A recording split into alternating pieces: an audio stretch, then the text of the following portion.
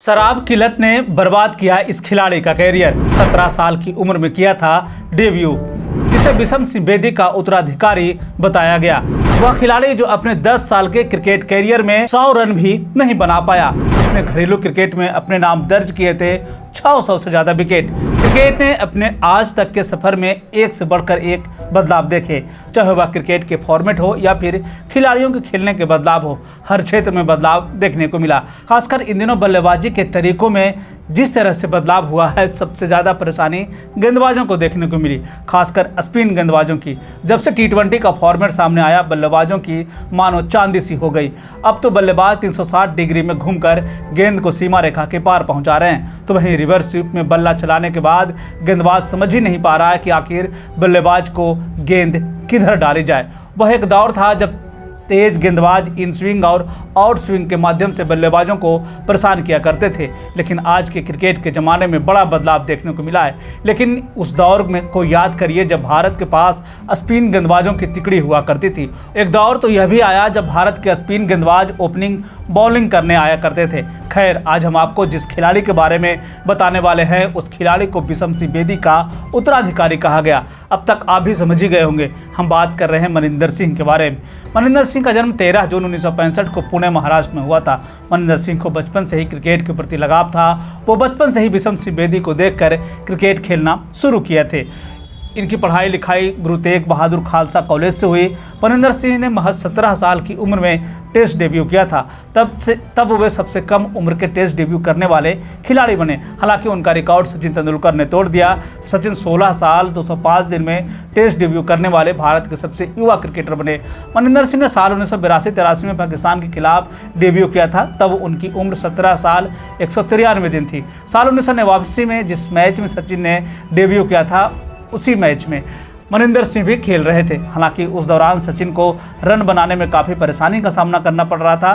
तब वो leg break गेंदबाजी का प्रैक्टिस खूब किया करते थे। इस दौरान मनिंदर ने सचिन को सलाह देते हुए कहा था कि इसी तरह अगर गेंदबाजी करते रहे तो आगे बेहतर करोगे। मनिंदर को शायद इस बात का भान नहीं होगा कि यह छोटा सा लड़का आने वाले दिनों में विश्व क्रिकेट पर राज करने वाला है। मनिंदर ने गेंदबाजी की टिप्स दी थी, यह बल्लेबाजी में सबसे आगे निकल गया। मनिंदर सिंह अपने शुरुआती दिनों में एक बेहतर स्पिन गेंदबाज थे। समय के साथ वे भारतीय टीम का एक अभिन्न हिस्सा भी बने। अब क्रिकेट प्रेमियों को और चयनकर्ताओं को इस खिलाड़ी से उम्मीद होने लगी थी, लेकिन एक समय वह भी आया जब उनके स्पिन का जादू नहीं चल रहा था। उनके हाथ से छूटने वाली गेंद हरकत नहीं कर रही थी, जिसका नतीजा हुआ कि उन्हें विकेट मिलना बंद हो गया। इस दौरान उन्होंने स्पिन गेंदबाजी को लेकर कई तरह के बदलाव भी किए, लेकिन उन्हें आखिरी तक में कोई खास सफलता नहीं मिली, जिसका नतीजा हुआ कि उन्हें टीम से बाहर का रास्ता दिखा दिया गया। मनिंदर सिंह जब अपने कैरियर में सबसे ऊंचे स्थान पर थे, उस समय उनके बारे में यह कहा जाता है कि वे हर गेंद को अलग अलग तरीकों से फेंक सकते थे। वनडे मैच में मनिंदर की इकोनॉमी 3.95 की रही। कहते हैं कम से कम 50 विकेट लेने वाले गेंदबाजों में उनकी बेहतरीन इकोनॉमी बहुत ही कम गेंदबाजों के पास होती है। इस मामले में मनिंदर से आगे बस कपिल देव आते हैं, जिनकी इकोनॉमी 3.71 की रही। गेंदबाजी में अलग अलग करने के कारण साल 1990 में उन्हें टीम से बाहर कर दिया गया। फिर 4 साल के बाद साल 1994 में उन्हें जिम्बाब्वे के खिलाफ दोनों पारियों में 7 विकेट अपने नाम किया। हालांकि फिर से चयनकर्ताओं ने उन्हें पसंद नहीं किया। उसके बाद वे टीम से बाहर हो गए, फिर वे लौट कर नहीं आए। 27 साल का यह युवा खिलाड़ी क्रिकेट कैरियर यहीं पे समाप्त हो गया। टीम से बाहर होने के गम में मनिंदर को किसी भी खिलाड़ी का साथ नहीं मिला। ऐसे में उन्होंने शराब को अपना साथी बना लिया। वे जमकर शराब पीने लगे। इतना ही नहीं, ड्रग्स भी लेने लगे थे। अब स्थिति यह हो गई थी कि वे मानसिक अवसाद भी खोने लगे थे। इस दौरान उन्होंने खुदकुशी की भी कोशिश की। हालांकि इन दिनों को मनिंदर ने एक हादसा कहा था, लेकिन ड्रग्स के मामले में उन्हें जेल जाना पड़ा। हालांकि बाद में वे नशे की लत से अपने आप को दूर कर लिया। मनिंदर के क्रिकेट कैरियर की बात कर ले तो उन्होंने 35 टेस्ट मैचों में 88 विकेट अपने नाम दर्ज किया, जिसमें उनका बेस्ट बॉलिंग स्पेल 27 रन खर्च कर 7 विकेट रहा।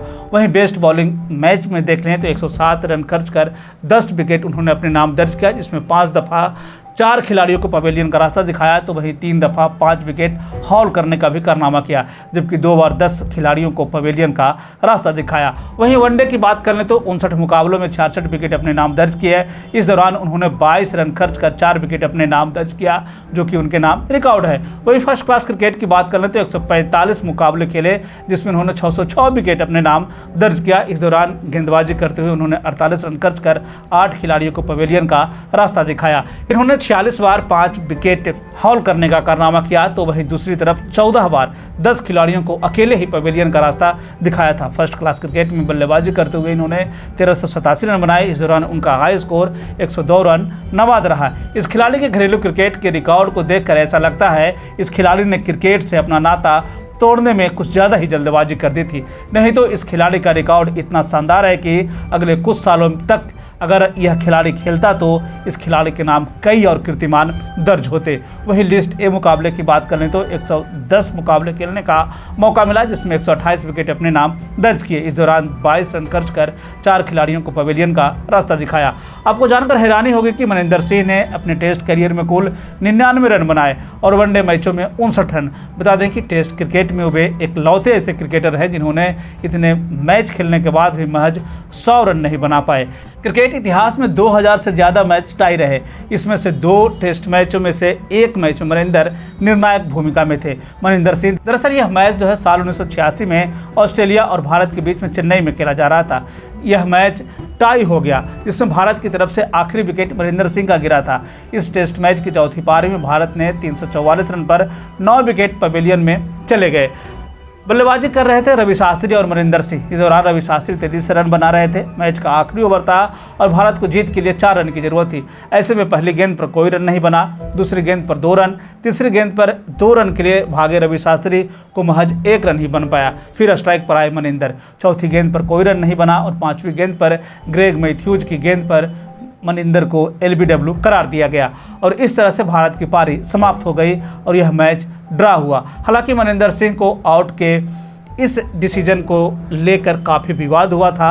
आपको जानकर हैरानी होगी कि इस मैच के बाद मनिंदर रणजी मुकाबलों में दिल्ली की तरफ से ओपनिंग करते हुए शतक बनाया था। घरेलू क्रिकेट में बेहतर करने वाला यह खिलाड़ी उस समय अपना कैरियर खत्म कर दिया जिस दौर में खिलाड़ी अपने स्वर्णिम काल में होते हैं। इस मनिंदर को लेकर आपके मन में क्या विचार है, आप हमें कमेंट करके ज़रूर बताएं।